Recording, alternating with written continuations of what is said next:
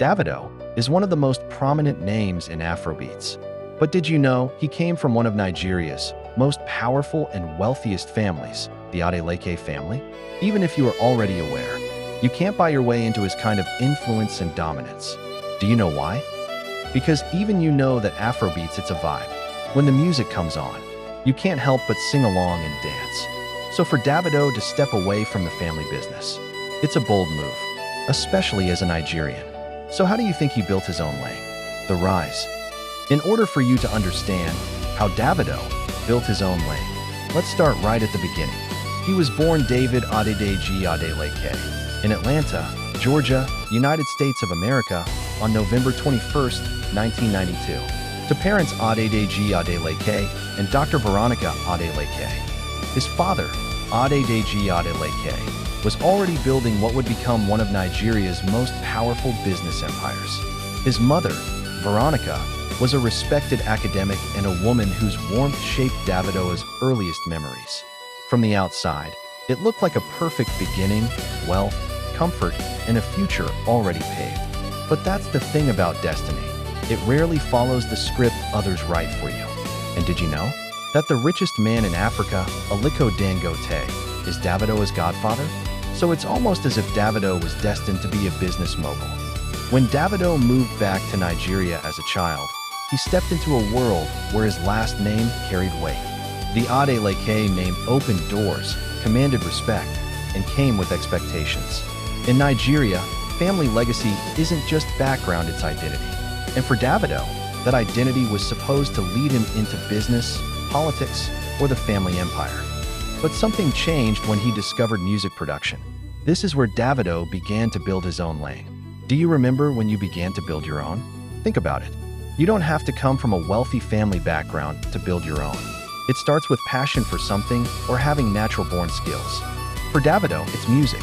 He started making beats in his teens, experimenting with sounds, layering rhythms, and teaching himself the craft long before anyone knew his name. Music became the one place where the Adeleke legacy didn't matter. It was just him, his laptop, and the freedom to create something that felt like his own. When he left the United States to study business administration at Oakwood University, the plan was simple: continue the family dynasty. But Davido was already living a double life. By day, he was a student. By night, he was in the studio, producing tracks, skipping classes, and pouring everything into a dream he hadn't yet admitted out loud. Eventually, the tension caught up with him. His grades dropped, his focus shifted, and the truth became impossible to hide, especially from Nigerian parents. So he made a decision that would change everything. He dropped out. Dropping out wasn't just rebellion. It was a rejection of a legacy. His father, a man who built his empire through discipline and education, couldn't understand why his son would walk away from a guaranteed future. And in Nigeria, where family reputation is everything, Davido's choice wasn't just personal, it was public shame, an embarrassment. But what did you think Davido did? When he returned to Lagos, he started recording obsessively, working with producers, refining his sound, and learning the industry from the inside. He wasn't trying to be the son of a billionaire making music. He was trying to be an artist who earned respect on his own terms. Then came Back When, his debut single. It wasn't just a song, it was a statement. A young artist, hungry, confident, and unapologetically himself. The industry noticed. The streets noticed. Because it featured Nato C. This was a massive statement. But it came at a cost. He had to follow his dad's orders. Get back into education. So, he was basically living a double life. Davido is quoted saying, "I remember dropping out of school in America in 2011 for music. After a year, my dad demanded that I finish my education even though success had come my way. This degree is my most cherished asset." But the real breakthrough came with a massive hit, Dami Duro. The energy, the confidence, the swagger, it was the sound of someone stepping into his identity. The song exploded across Nigeria, then across Africa, and then across the world. And with it, Davido's rise became undeniable. But success doesn't erase expectations. It magnifies them. And as Davido's star grew, so did the pressure from the industry, from the public, and from the legacy he thought he had escaped. His rise was only the beginning. The real test was still ahead. Do you know the type of challenges he faced? The challenges. Well, Davido's challenges were something you can only embrace. Davido was fighting battles most people never saw. Fame came quickly, but acceptance did not. People didn't know what to do with a billionaire's son who wanted to be taken seriously. To many, he wasn't an artist, he was a privileged kid playing superstar. And in Nigeria, where respect is earned, not inherited, that label was a heavy burden. Every move he made was questioned. Every success was dismissed. People whispered that his father funded everything. They said the hits weren't really his. They said the connections weren't earned. And when you're trying to build your own lane, nothing hurts more than being told you didn't build anything at all. Authenticity and relatability matters. But the pressure didn't stop there. His father still wanted him to return to school. The public wanted him to prove himself. The industry wanted him to fail. And Davido was caught between two worlds, his family's expectations and his own ambition. That tension created a storm inside him, a storm that could either break him or push him to evolve. Then came the comparisons. Wizkid, Burna Boy, artists who came from nothing, fought their way up, and built their names from scratch. Davido's story didn't fit the narrative people wanted. He wasn't the underdog. He wasn't the street kid who made it. He was the heir. And in a genre built on struggle, being privileged was almost a disadvantage. Despite all three participating in each other earlier videos. But here's the part I am sure that you definitely understand. Privilege doesn't protect you from pressure. It amplifies it. Because when you come from a wealthy and powerful family, failure isn't just personal, it's public. It's embarrassing. It's a headline. And Davido knew that every misstep would reflect on the Adeleke name, especially knowing he walking a different path. The challenge wasn't just proving that he could make hits consecutively. It was also proving he deserved to be in the room. And as his fame grew, so did the scrutiny. Every relationship, every collaboration, every performance was analyzed. The media watched him. The industry judged him. The public debated. And the weight of being Davido, the artist, the son, the heir, became heavier with every song. But pressure does something interesting to people. It either exposes them or it transforms them. And for Davido, the challenges didn't break him. They sharpened him. They forced him to grow. They forced him to define who he was outside the Adeleke shadow. And that transformation led to the moment that changed everything. Do you know what that moment was? The turning point. Well, let's think about it. Do you think he had no other choice but to prove himself? For Davido, that moment didn't come from a hit song or a viral performance or a sudden wave of fame. It came from something deeper, something that forced him to confront who he is, what he wanted, and what he was willing to do to get it. So, the turning point began with conflict. Not with the industry, not with the public, but with his own father. As Davido's music career grew louder, the tension at home grew heavier. His father wanted structure, discipline, education, and to follow in his footsteps. Davido wanted freedom, creativity, and a life built on passion. Two visions, one future, and only one could win. So what do you think his father did? Well, his father took drastic action. He reportedly seized Davido's equipment, cut off access, and tried to force him back into school. To many Nigerian parents, this would be normal discipline. But to Davido, it felt like his dream was being taken away. And that's when he realized something powerful. If he didn't fight for his passion now, he might lose it forever. So he made a choice. Not a choice that would define the rest of his life. He doubled down on music, not out of rebellion, but out of clarity. He finally understood that music wasn't a hobby. It wasn't a phase. It wasn't a distraction. It was his calling. And once he embraced that truth, everything shifted. This is when Davido's work ethic became legendary. He wasn't just recording, he was living in the studio. He wasn't just making songs, he was crafting a sound. He wasn't just chasing hits, he was building a legacy.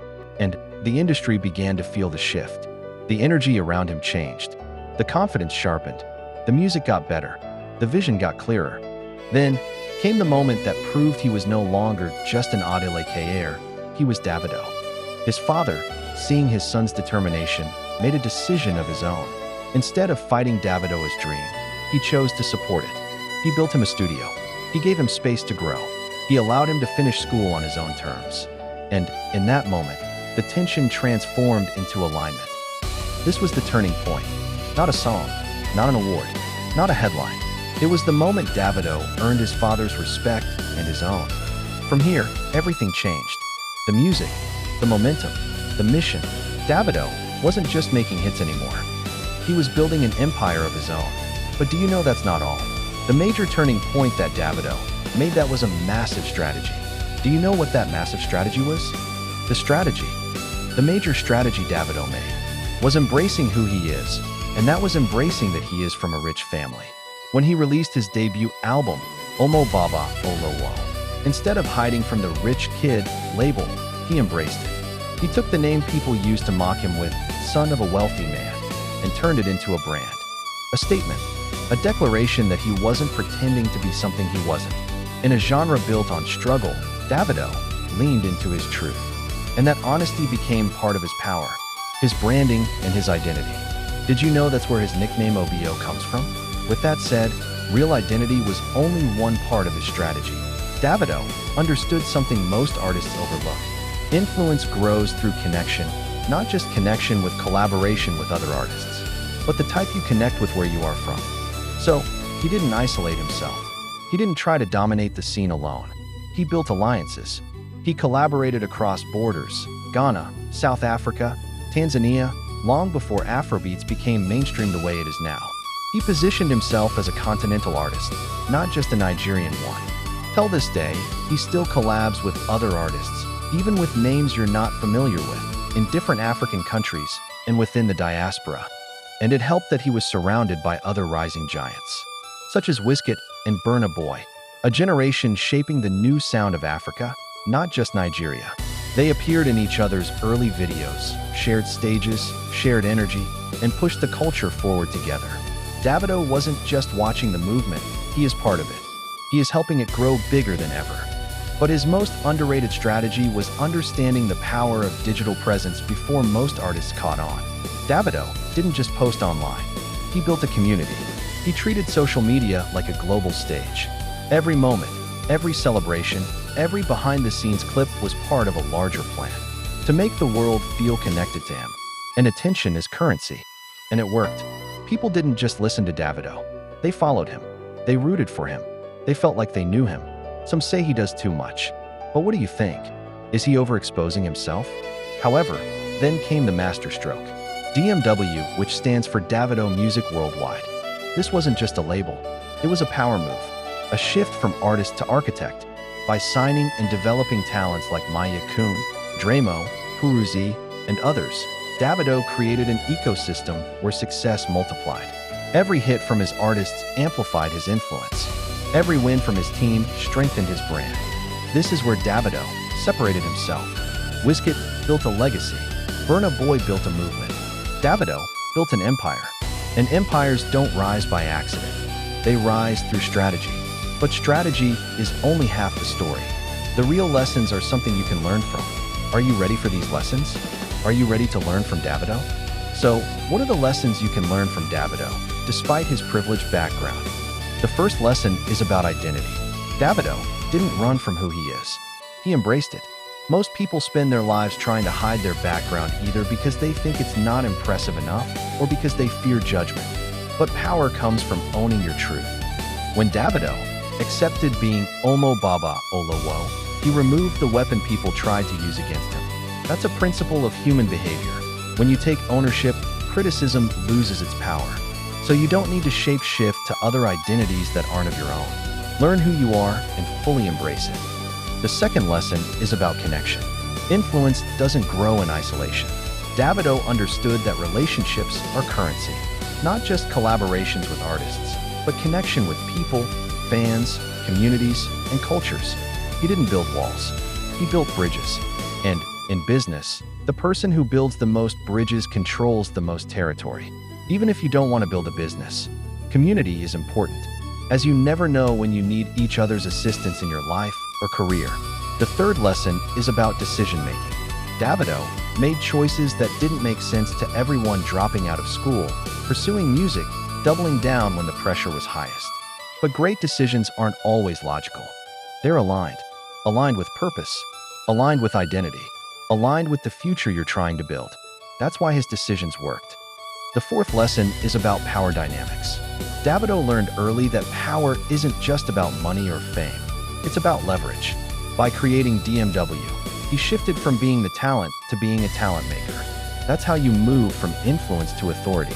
When you create opportunities for others, you become the center of gravity. This is what can you make 001 in any industry that you are in. The fifth lesson is about ambition. Not the loud kind, the disciplined kind.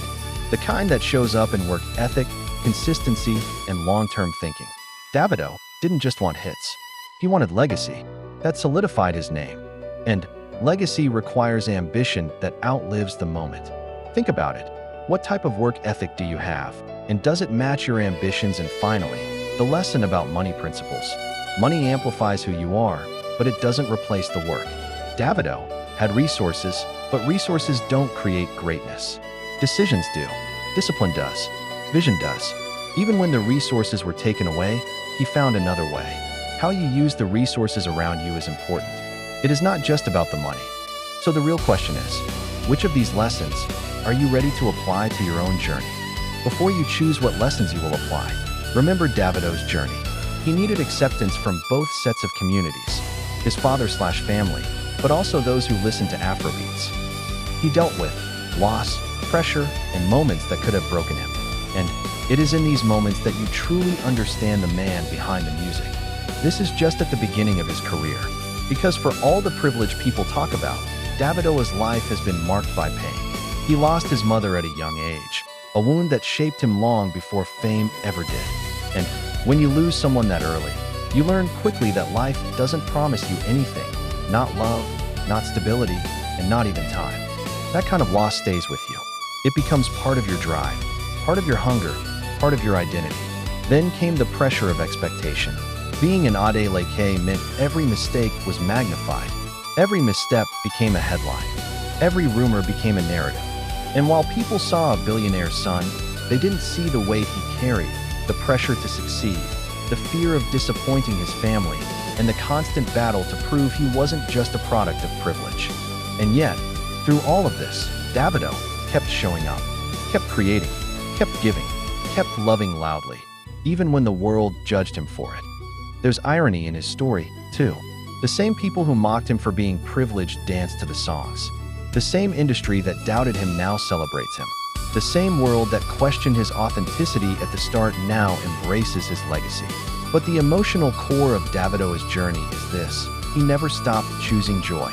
Even when life hit him with tragedies that would silence most people, he kept finding reasons to smile, reasons to perform, and reasons to give back.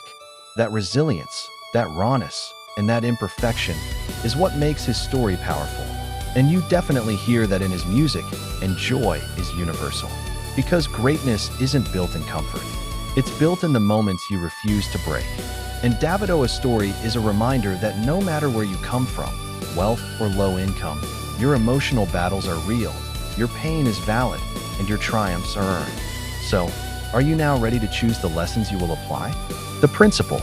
Now that you have chosen what lessons you will apply, overall, when you strip away the fame, the headlines, the privilege, the pressure, and the noise around Davido's journey, you're left with one core principle. A principle that applies to anyone, anywhere, regardless of background, wealth, or circumstance. You become unstoppable the moment you decide to build your life on your own terms. That's the real heart of Davido's story. Not the money, not the hits, not the fame. It's the decision to define himself, especially when the world was already defining him. Because the truth is, everyone will try to put you in a box. Your family, your culture, your environment, your past, your mistakes, your reputation, even your own fears. Davido faced all of that and still chose his own path. Self-definition is the foundation of power. When Davido embraced who he was, the son of a wealthy man, a creative rebel, a boundary breaker, he removed the world's ability to use his identity against him. And once he took ownership of his story, everything else became strategy. Everything else became execution. Everything else became momentum. He still had to do one better to prove he also isn't a one-hit wonder either. But here's the deeper truth. Self-definition isn't a one-time decision. It's a daily commitment, which is why he has created many hits. Every day, Davido had to choose between expectation and purpose, between comfort and growth, between fear and ambition, between silence and expression. And every day, he chose the version of himself that aligned with his future, not his past. To the point he is basically the international ambassador of Afrobeats. That's what separates people who build something meaningful from people who simply exist. Because the world will always have opinions. People will always judge. Pressure will always come. And life will always test you. But when you know who you truly are, the tests don't break you. They refine you. They sharpen you. They prepare you for the rooms you're meant to enter. And that's the irony of Davido's journey. The very things people thought would disqualify him became the things that made him undeniable. That made him 001. His background gave him perspective. His losses gave him depth. His pressure gave him resilience. His ambition gave him direction. His identity gave him power. So here's the principle you take with you. Your life changes the moment you stop trying to fit in and start building from who you really are. Not from who people want you to be. Not from who they expect you to be. But from who you truly are. That's how you build your own lane. And this is how Davido built a lane outside the Adeleke family empire. So even if you come from a wealthy family or not, are you next?